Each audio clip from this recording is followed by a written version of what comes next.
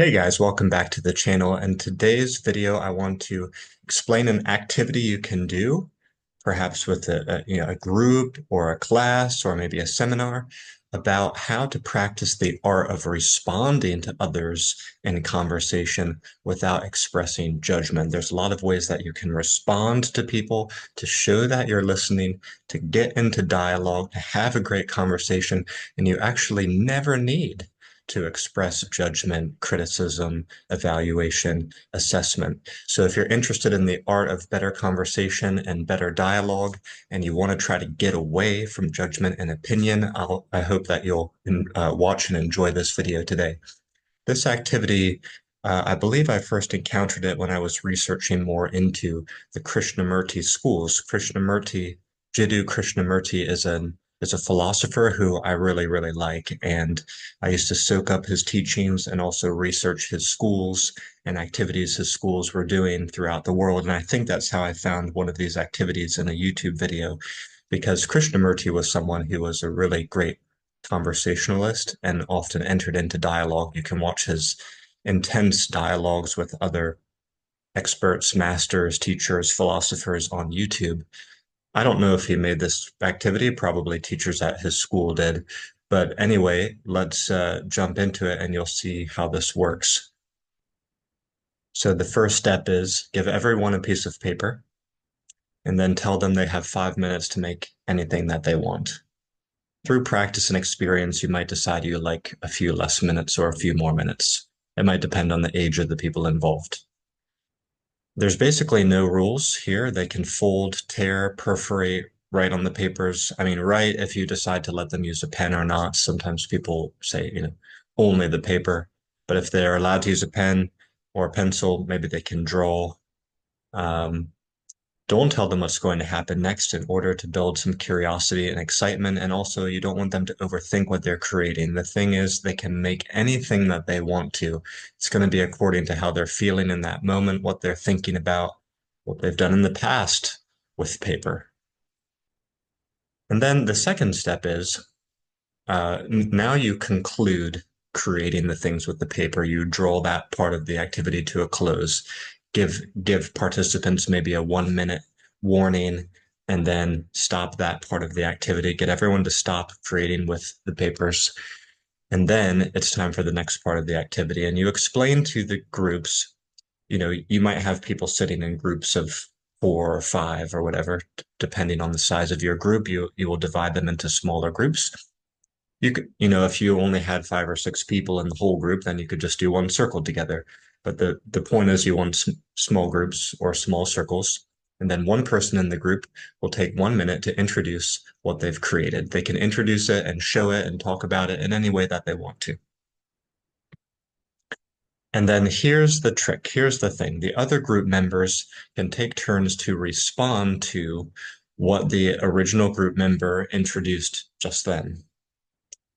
But the key requirement in the way that they respond is they can't include or make use of judgments, subjective opinions, evaluations, or judgments in their response. This is something that we are all so used to doing. We are so quick to judge and express our opinions about things, but we didn't really take much time at all to learn about the thing. So this activity is meant to slow us down and get us into dialogue. So we cannot say, for example, I love what you made. I think this is great. Wow, this is so cool. Or alternatively, this is so ugly. This is so stupid. You did this wrong. So we're not getting into any sorts of subjective opinions. We're not even going to give compliments. We're not going to say like, oh, you're so creative. This was very creatively made. So no sorts of descriptions which convey that you think what they did is good or bad. We're staying away from all of that. Not to say that it's wrong to do that, but this exercise is meant to let us focus on how we can get away from that and develop other types of conversational skills. After you have that first round of discussion, then the next person can share their creation and the others can try responding to that. And then you go on and on around the circle. Okay, a spoiler alert. So over the next few minutes, I will introduce some possible ways that people might discover through this activity in order to respond to people's creations without expressing opinions and judgments. But what I think is really fun about this activity is to try and to discover them on your own. So if you want to figure that out and discover these ways on your own, then pause or don't watch the rest of this video yet. I'm going to go on to share some things you might find out through this activity. And I'm sure there's a lot of things, but I'm just going to share the ones that often came up in my experience. Okay, so here's some possible ways to respond without judgment, without opinion. The first one is asking questions. This is the most popular thing that people usually find out first. They realize, oh, I could ask questions about what they have done. Questions don't express any subjective opinion or judgment on my part. I'm trying to learn. So you could say, for example, oh, why did you decide to create this? What does it mean to you?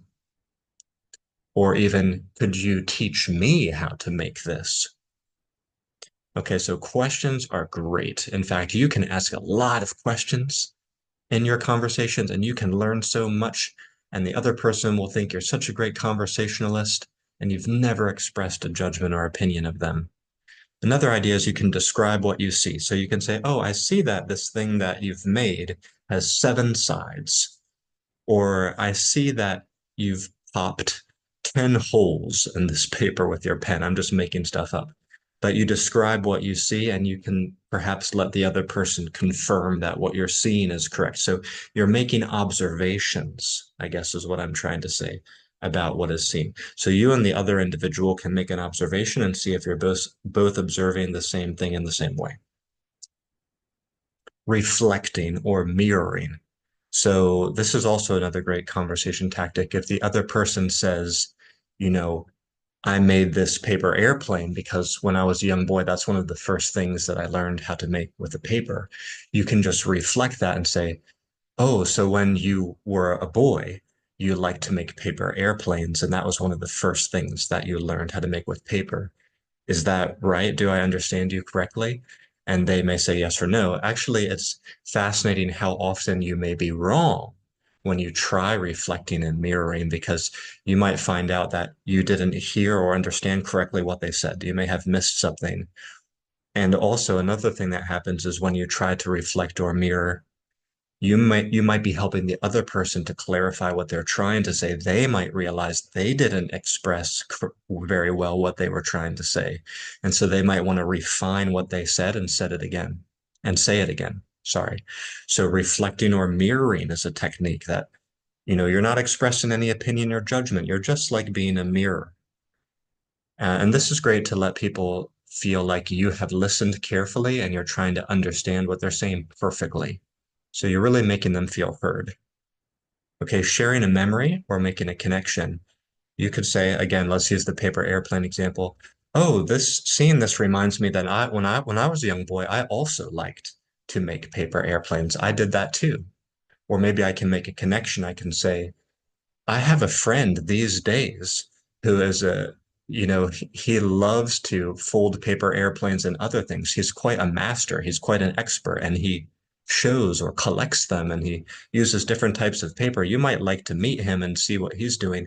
Maybe you guys can exchange ideas or exchange techniques. Would you like that? So you can help make connections. Oh, I think I skipped ahead. That I would like to call that technique networking, when you help people to meet. Making a connection is like, maybe I've seen something like, oh, I went to a museum recently and they had paper folded artwork and paper airplanes were in the collection, and they had different examples of different types of folded paper airplanes from different countries. I'm totally just making this up. This is not such a great example, but you kind of see where I'm going with this. So sharing memories, making connections, helping people to network, all of that helps you get past subjective opinion. Okay, body language is a creative answer that sometimes people will give. They will say, maybe we don't have to say anything, but we just show that we're listening carefully through our body language. Maybe we hold our chin, maybe we cover our mouth a little bit, we nod our head, we lean in a bit, we turn maybe our ear towards the person while we're looking at the thing. And that is a type of response. It shows that we're trying to carefully listen and absorb what we're hearing.